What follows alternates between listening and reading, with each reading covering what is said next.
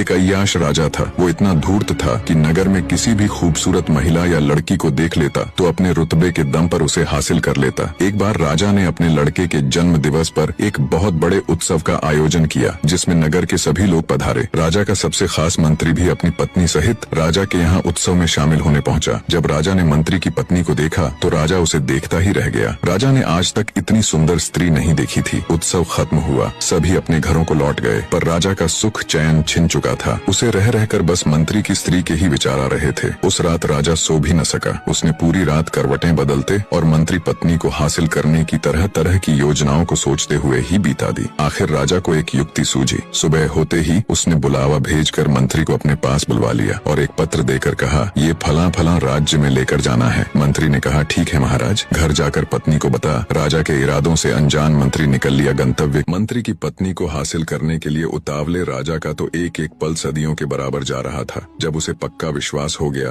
कि मंत्री सफर पर जा चुका है तो राजा भी इत्र वगैरह लगा चल दिया अपने शाही घोड़े पर बैठकर मंत्री आवास की ओर। जिस समय राजा मंत्री के घर पहुंचा उसी समय मंत्री की स्त्री, जिसका नाम कपाला था, नहाकर गीले बालों को घर के आंगन में बैठकर सुखा रही थी। जैसे ही उसने राजा को देखा वो तुरंत खड़ी हो गई और बोली, महाराज की जय हो। राजा ने हाथ उठा। मंत्री वधू कपाला का अभिवादन स्वीकार किया। बोली, कहिए महाराज, आज इधर कैसे आना हुआ? राजा बोला, कुछ खास काम नहीं, बस इधर से गुजर रहा था तो सोचा क्यों न अपने खास मंत्री के घर सब ठीक ठाक है कि नहीं, हाल चाल लेता चलूं। मंत्री वधू कपाला ने राजा को बिठा इज्जत और सेवा भाव से उसकी खूब खातिरदारी की और अच्छे अच्छे पकवान बना राजा के सामने पेश किए। राजा वहाँ खाना थोड़े न खाने गया था, थोड़ा बहुत खा पी अपने इरादे जाहिर करते हुए उसके हुस्न की तारीफ में बोला, मैंने आज तक अपनी जिंदगी में तुम जितनी खूबसूरत स्त्री नहीं देखी।